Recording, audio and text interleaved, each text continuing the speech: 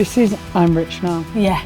Could I be worth any more money? I'm a proper pop star. It's like he knows he's a superstar. It's like his world and we're all just living in it. This, to me, is iconic, queer, it defines an era. Yeah, the whole of the country had turned its back on queer people. Like, the community base had to respond itself. They must be custom made. Of course. Frankie Goes to Hollywood, honey. I love the layers that this whole exhibition's got. It's such a great one. It's amazing, yeah. If you're a fan, you need to come, and if you're not, you need to learn what I'm saying.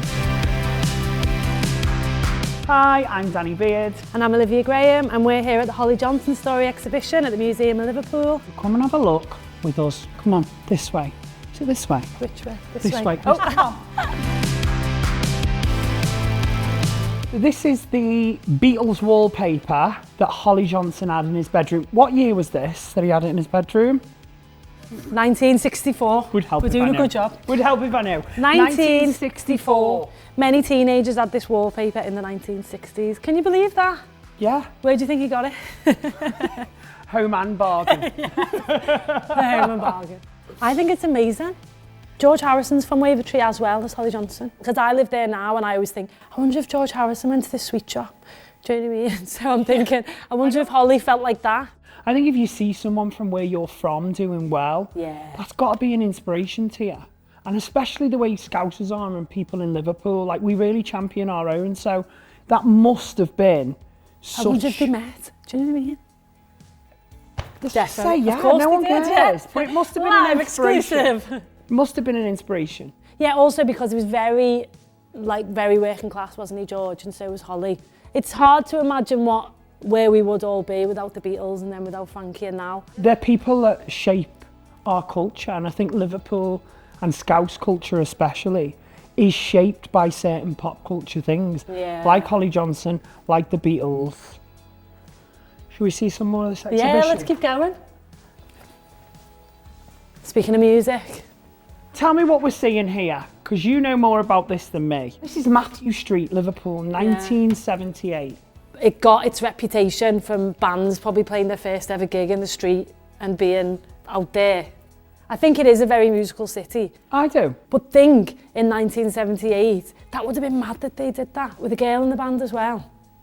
I just love the fact, even then, like considering the times as a queer person, the way they're dressing different, they're going against the grain, and like you see it starting here and then you can see it throughout the rest of the career, how they're pushing boundaries, breaking the mould, saying we're just going to be who we want to be. And I think sometimes the power of that is why bands do so well, because it speaks to people on another level. It says, be unapologetically yourself. And then when the music comes in and the culture around it... It's real, isn't it? It's real, this is real people. Yeah. Any artist that does something because they love it, you can tell. And then people connect, and then there's two random people stood in a museum talking about it. Doing it on karaoke in the crowd. Do you know what I mean? Yeah. What I love about this exhibition as well is the little artefacts, and you can come in and it's very like multi-dimensional. If you're a fan, you need to come, and if you're not, you need to learn. What I'm saying. We're moving on now to my favourite part of the exhibition. Wow. And I wonder why. This screams queer culture to me. Oh my God, yeah. This is such a big part of it, and I love that the museum's put a bench here so that we can stare at bums. Forever. Do you know what as well? It's so high fashion for such a small garment. This to me is iconic, queer, it defines an era. Yeah. It's genre changing. It's 1983. These are the costumes that were worn in the Relax music video. That got banned off the BBC. Brilliant, we love to see it. That made the song #1. Yeah. And I think for queer culture, there's a lot to be said for pushing the boundaries, for making people think, for outrage. I don't think you'd be queer if there wasn't a bit of outrage around you. Can you imagine what the gay scene would be without a leather daddy or a harness? No. Me either. I wouldn't even begin to try to imagine that life. Too miserable. Not like you, don't like misery. So the costume designer for these is Juliana Sissons. And I've just spotted they've got, is that her original? Oh my God, that's her original sketches of what she's gonna do. Like what you probably can't see is how intricate that like weaving is. Without us being too naughty here, Tell me what you told me before the camera was on. Where was this kept? Oh, I think just in a box. Under his bed. Something and I like love that. Yeah, yeah. Because I think if you're Holly and this is part of your life, that was something I wore in 1983, shove it under the bed. But to fans of him, that's like a piece of real history. Well, yeah, and that's the whole point, isn't it? Because this was actually quite normal for them. That's normal for me. Yeah. Should be normal for you, girl, after a night out with me. You've got to remember, this is a time when gay people are being demonised in the press. You've got the AIDS epidemic, you've got so much stuff starting to brew and bubble and go on, yet at the same time, these guys are putting it front and centre. The gays are loving it, the straights are loving it, everyone's loving it. So it's this weird juxtaposition, and I think without defining things like this in culture, we wouldn't have the rights that we have now for queer people. You know, we wouldn't be pushing and pushing boundaries without acts like this. It's mad to see it close up now. Yeah, it's gorgeous. I just can't believe how amazing that looks. It's like chain link, but it's fabric. It's like almost like a bulletproof vest, isn't it? I just love that they're taking things that were previously unseen, underground, and putting them front and centre and saying this is who we are. This is who we are. What are we saying about the fashion, honey? I love the Vivian Westwood top. That one's from the Love Train music video, and the hat's supposed to look like a crown. Yeah. And I love... You think? Well, I'm telling the people at home. But I love, even see these pin buttons. Do they, like, they must be custom made? Of course. Unbelievable. Frankie Goes to Hollywood, honey. I know. They're not popping down Primark. It's like a bit weird, isn't it? It's not like, oh, we're just going to do a dead, obvious high fashion suit. We're going to like make it cut-offs and a bit, do you know what I mean? I love it. For me, it's I would 100% wear that. I'm not a fan of the bright, garish green. No. I understand when you're on stage, you've got to come up with some kind of, almost like a stage persona. Yeah. So when I'm in drag as Danny Beard, like I think I'm the same as I am now, but when you've got the costume on, it just gives you that extra like X factor, je ne sais quoi, if you will. I don't know what it is, it just gives you that extra kick up the ass. Yeah. Which ones are these at the end? Do you know where they're from? So that was from the Americanos video, the gold suit, so like solo career stuff. But I think you can actually see a bit of a progression career-wise. This is like, this is business, isn't it? This is like proper. This is, I'm rich now. Yeah. Could I be worth any more money? I'm a proper pop star. Yeah. So this white suit is from one of my favourite songs of all time, The Power of Love.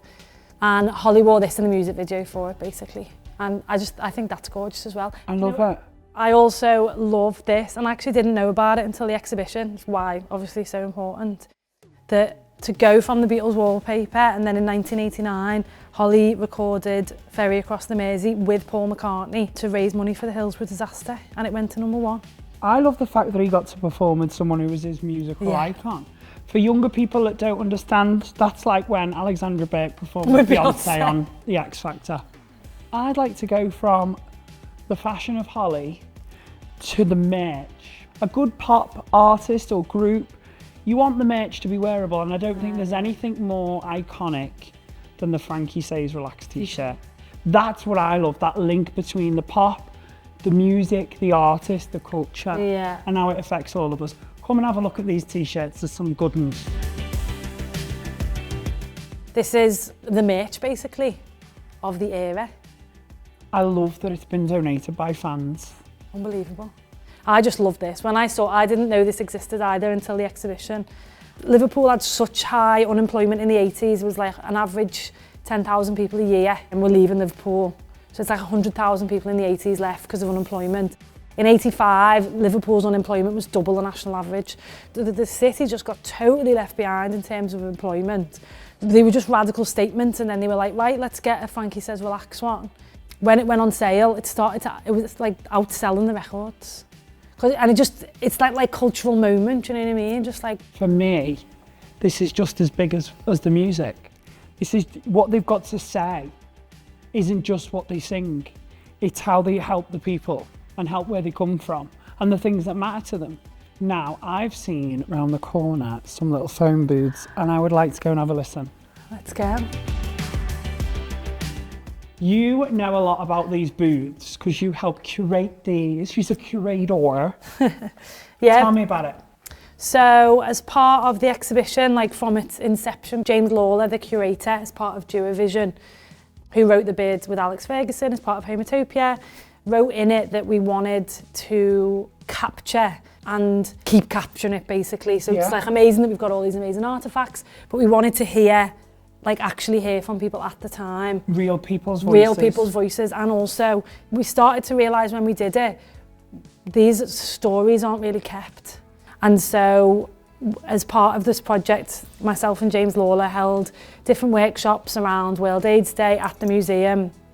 And then we just interviewed people about their experiences being in Liverpool in the 80s and 90s.